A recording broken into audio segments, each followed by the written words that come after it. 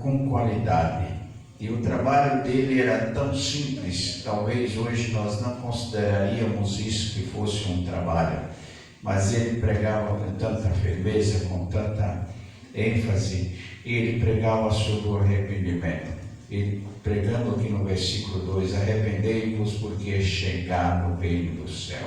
Um reino para ser iniciado, ele começa, qualquer reino para ser iniciado, ele começa com disciplina, ele começa com legislação, ele começa com lei, ele começa com uma rédea no que está acontecendo e trazendo uma mudança para o que vai acontecer. É justamente isso que está escrito aqui nesse livro que nós lemos nessa noite. E ele diz ainda no versículo, porque é chegado o reino do céu. E no reino do céu ele precisava demonstrar para o reino do mundo que o mundo já estava com o seu reino implantado. Ele demonstrar para o mundo quem era governador daqui para frente, quem ia governar daqui para frente. E nós percebemos que quando nós ouvimos a palavra de Deus, nós recebemos a palavra de Deus começa a reinar na nossa vida e nós começamos a ser dominados pelo reino do céu. Porque quando queremos fazer as coisas erradas, Deus nos faz entender as coisas certas. Deus começa a revelar através do Espírito Santo as coisas certas, para nós podermos fazer ou pertencer a esse reino. Aqui no versículo 11 ele diz assim: em verdade vos batizo com água para o arrependimento, mas aquele que vem após mim é mais poderoso do que eu não sou digno de levar as suas sandálias. Ele vos batizará com o Espírito Santo e com fogo. Então João já estava falando, preparando o caminho, porque Jesus já estava no seu tempo certo de assumir a direção do reinado do céu, de implantar, fincar as suas estacas, consolidar esse reino do céu. E era difícil, vamos acreditar, naquela época, que passou um período de silêncio de quase 400 anos, em que as pessoas não ouviam ninguém falar de profecia, não se ouvia falar de nada, porque era um silêncio. Hoje nós vemos, não está difícil dos dias que nós estamos passando. São dias de silêncio. Muitas pessoas pregavam, hoje estão silenciados, estão quietos, estão no seu canto, mas o reino do céu ele nunca deixou de ser anunciado. No versículo 24, no capítulo 24 de Lucas, versículo 46 e 47, disse-lhe assim está escrito: assim convinha que o Cristo não descesse, que o Cristo padecesse e ao terceiro dia ressuscitasse dos mortos, e em seu nome se pregasse ao arrependimento e à remissão dos pecados em todas as nações, começando por Jerusalém. Então nós temos esta responsabilidade que nos foi confiada de pregarmos sobre o arrependimento. Ainda no livro de Atos dos Apóstolos, no capítulo 2, versículo 28, disse-lhe Pedro: arrependei-vos e cada um de vós seja batizado em nome do Senhor Jesus Cristo, para perdão dos vossos pecados, e recebereis o dom do Espírito Santo. Meus irmãos, o arrependimento faz parte da nossa santidade. Ele faz parte do nosso convívio para uma boa comunhão com Deus. Se nós não tivermos arrependimento, não há confissão de pecado. Só mediante o arrependimento nós sentimos vontade de confessar os nossos pecados. Enquanto não sentimos vontade é porque não tem arrependimento. Então, na carta de Paulo aos Romanos, no capítulo 10, versículo 9 e 10, diz assim: se com a tua boca confessares ao Senhor Jesus e no teu coração creres que Deus ressuscitou dos mortos, serás salvo, visto que com o coração se crê para a justiça e com a boca se faz confissão para a salvação. Então, a nossa salvação, ela é mediante a nossa confissão, o arrependimento, a confissão, para nós termos começarmos a entender os planos do reino do céu. Então, na nossa salvação, nós temos palavras que nos dão garantia quando nós cremos, quando nós aceitamos e quando nós aceitamos a salvação.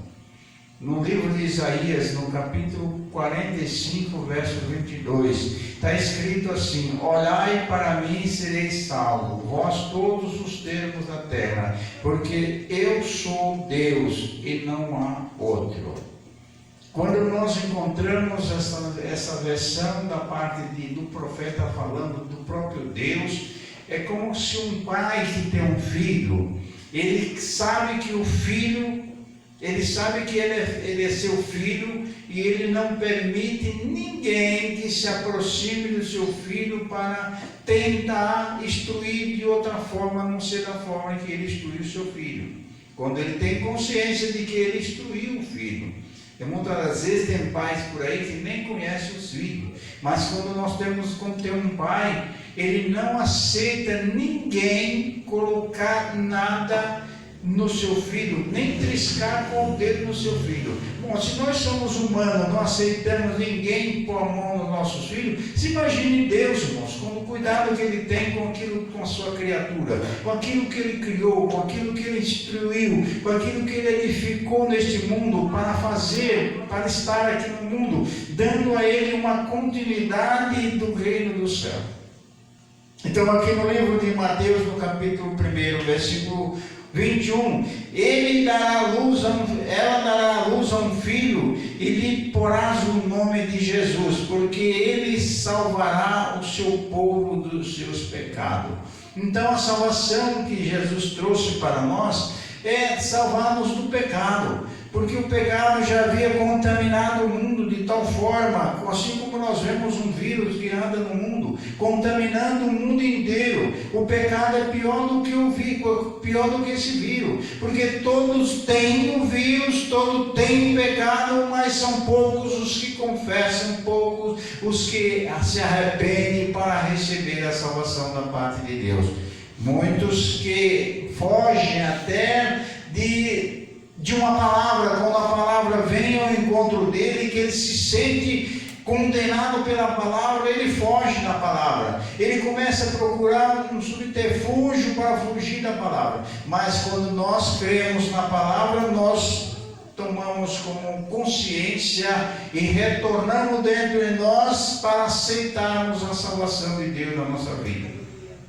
E no Evangelho de Mateus, no capítulo 26, verso 28, porque isto é o meu sangue, e o sangue do Novo Testamento, que é derramado por muitos para a remissão dos pecados. Derramado por muitos, não é por todos como alguém diz aí, é derramado por muitos. Quantos são esses muitos? Todos aqueles que se arrependem e confessam os seus pecados, eles alcançam a salvação. Eles alcançam a salvação de Deus. No Evangelho, aqui nesse texto que nós lemos, no capítulo 3, versículo 14 ao 17. E como Moisés levantou a serpente no deserto, assim importa que o Filho do Homem seja levantado, para que todo aquele que nele crê não pereça, mas tenha vida eterna. Porque Deus amou o mundo de tal maneira que deu seu Filho unigênito, para que todo aquele que nele crê não pereça, mas tenha vida eterna. Porque Deus enviou o seu Filho ao mundo, não para que condenasse o mundo, mas para que o mundo fosse salvo por ele. Então ele deu esta oportunidade para nós, ele promoveu, ele veio aqui para estabelecer estabelecer o seu reino aqui na terra. E diz mais ainda, quando alguém estabelece, quando alguém faz algo de conscientização daquilo que idealizou, daquilo que projetou, não quer de maneira nenhuma abrir mão daquilo que ele projetou. Ele quer que se realize, ele quer que se consolide aquilo que ele criou, aquilo que ele fez. Então, nesse texto aqui em Romanos, ainda no capítulo 6, versículo 33, porque o salário do pecado é a morte, mas o dom gratuito de Deus é a vida eterna por Cristo Jesus, nosso Senhor. O dom, irmãos, gratuito da parte de Deus, é o dom da salvação. Eu creio, eu me arrependi, eu confessando os meus pecados, eu recebo esse dom da salvação. O que é receber o dom da salvação? É para cultivar, esse dom da salvação dentro de nós, cultivar dentro de nós, não abrir mão, não deixar que o inimigo coloque outro ensinamento a não ser aquilo que nós temos aprendido da parte de Deus. Ainda aqui na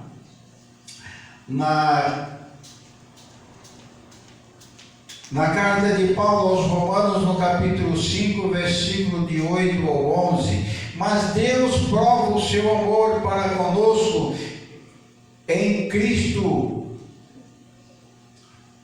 o seu amor para conosco em que Cristo morreu por nós, sendo nós ainda pecadores, logo muitos mais agora, sendo justificados pelo seu sangue, seremos por ele salvos da ira, porque se nós, sendo inimigo, temos reconciliados com Deus pela morte de seu Filho, muito mais estando já reconciliados, seremos salvos pela sua vida. E não somente isto, mas também nos gloriamos em Deus por nosso Senhor Jesus Cristo, pelo qual agora alcançaremos a reconciliação. Nós somos reconciliados. Reconciliado é aceito novamente. Quando nós temos essa oportunidade de ser aceito na segunda vez, talvez pela primeira vez nós não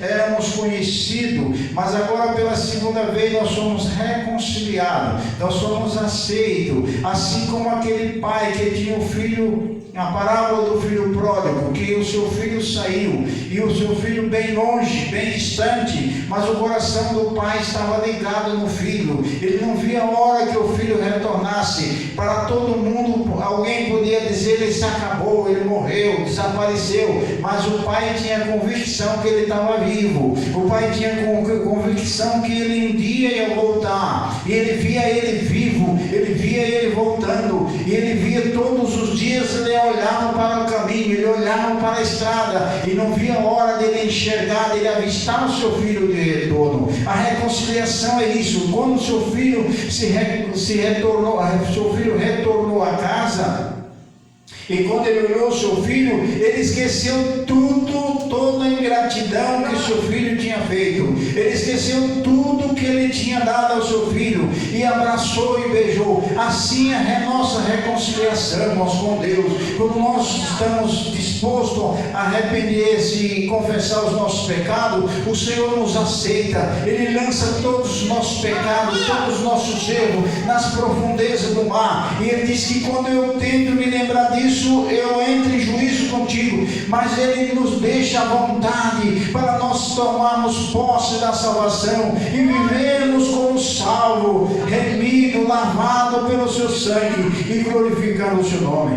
Aqui na carta aos Hebreus, no capítulo 9, versículo 28, assim também Cristo, oferecendo-se uma vez para tirar os pecados de muitos, aparecerá a segunda vez, sem pecado, aos que esperam pela salvação, aos que cultivam, aos que acreditam na palavra, que são salvos. Meus queridos irmãos, essa palavra que vem para nós temos que aceitar. Aquele Paulo foi ter com Jesus, procurando saber como ele faria para ser salvo, como ele faria para alcançar a salvação. Jesus foi foi para ele diretamente o assunto e disse para ele: olha, você tem que observar a palavra, você tem que guardar as palavras que está escrito. Ele disse: eu tenho observado. Ele disse: mas ainda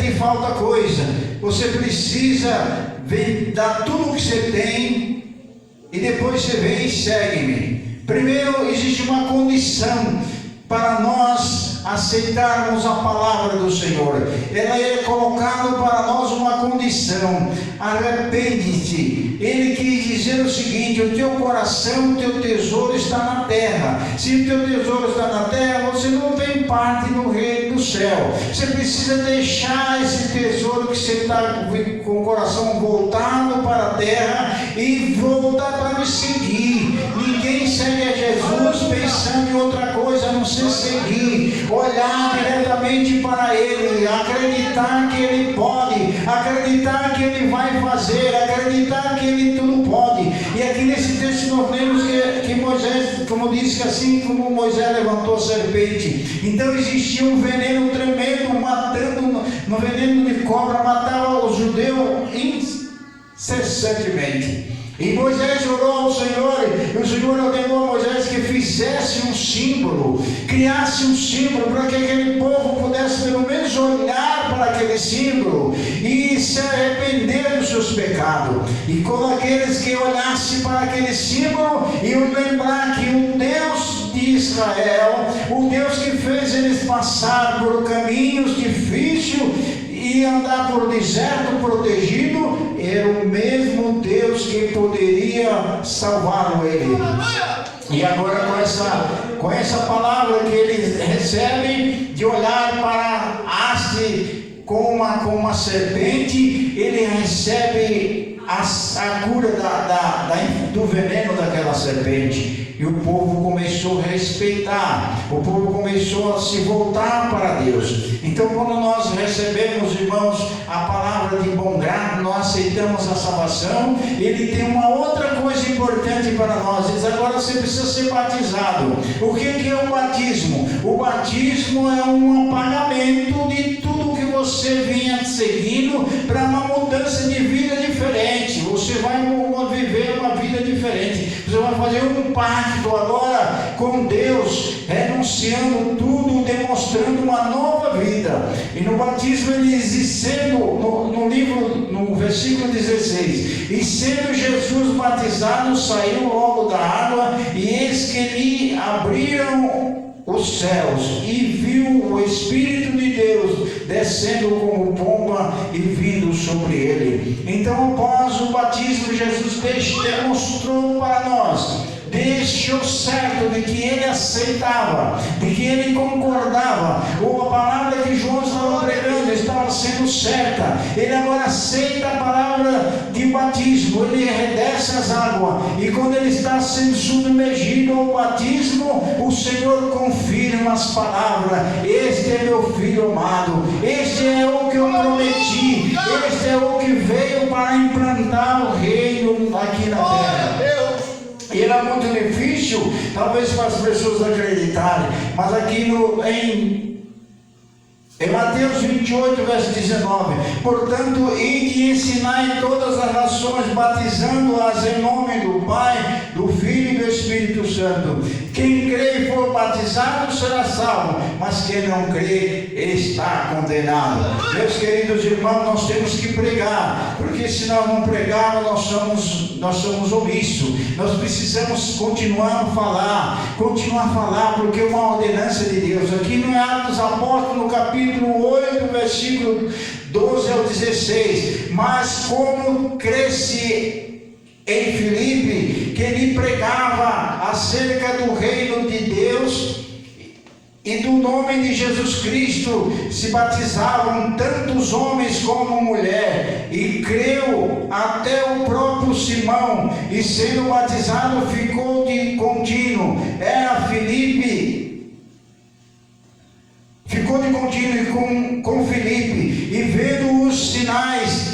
e as grandes maravilhas que se faziam, estava atônito. Os apóstolos, pois, que estava em Jerusalém, ouvindo que Samaria recebera a palavra de Deus, enviaram-lhe para lá Pedro e João, os quais, tendo descido, oraram por eles para que recebesse o Espírito Santo, porque sobre nenhum deles tinha ainda descido, mas somente eram batizados em nome de Jesus. É necessário, irmãos, que depois que nós recebemos a palavra, ser batizado nas águas, nós desejarmos, nós sentirmos vontade de querer ser batizado com o Espírito Santo. É um novo selo, um novo pacto.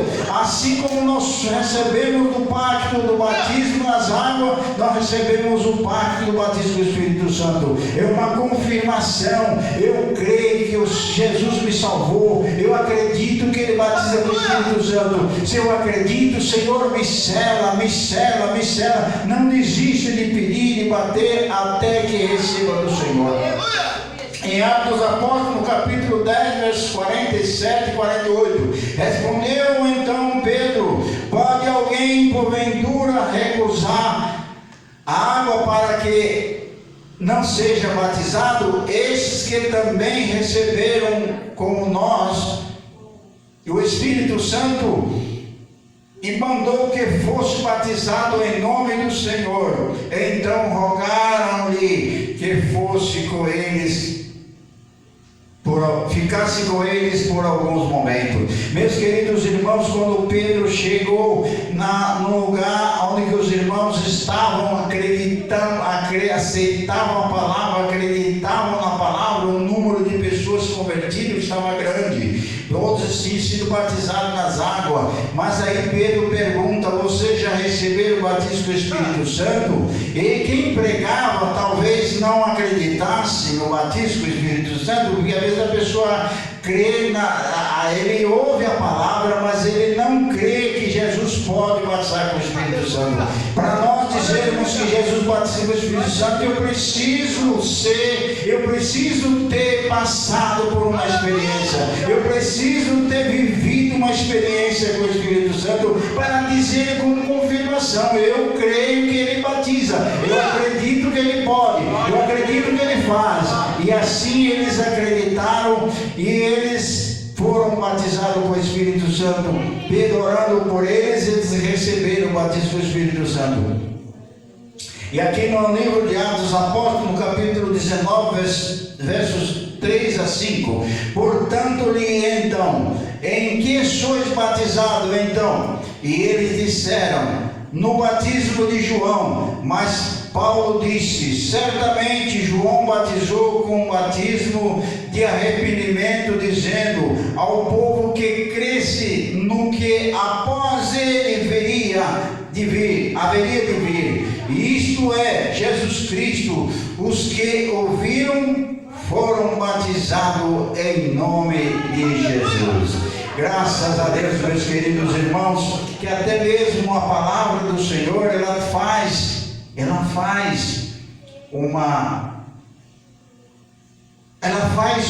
nós entender, a palavra faz nós entender, porque a Bíblia diz que a fé vem pelo ouvir, e quando nós ouvimos a palavra, ela faz nós entender os mistérios de Deus quando nós cremos na palavra.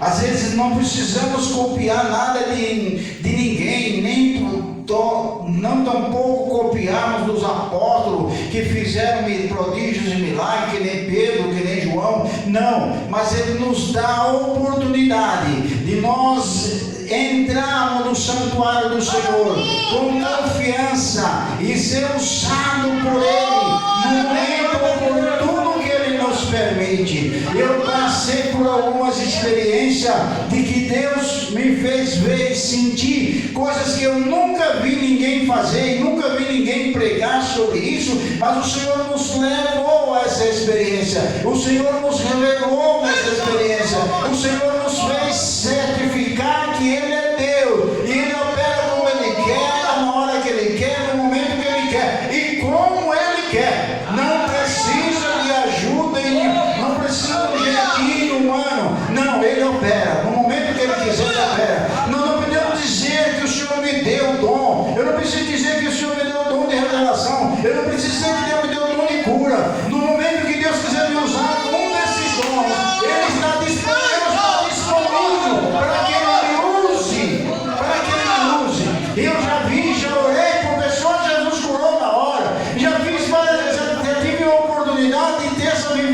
ser vivenciado com essa graça de Deus na minha vida. Mas nem por isso eu vou dizer que o Senhor me deu dom. Que se eu tivesse me dado dom de cura, eu ia orar para não ficar uma pessoa doente, ia ficar na porta dos hospitais, ia ficar nas portas do cemitério para mandar os defuntos se levantar. Não, o Senhor não dá para ninguém. Ele nos usa no momento que é oportuno para fazer que o nome dele seja glorificado. Ele vai fazer milagre na nossa vida.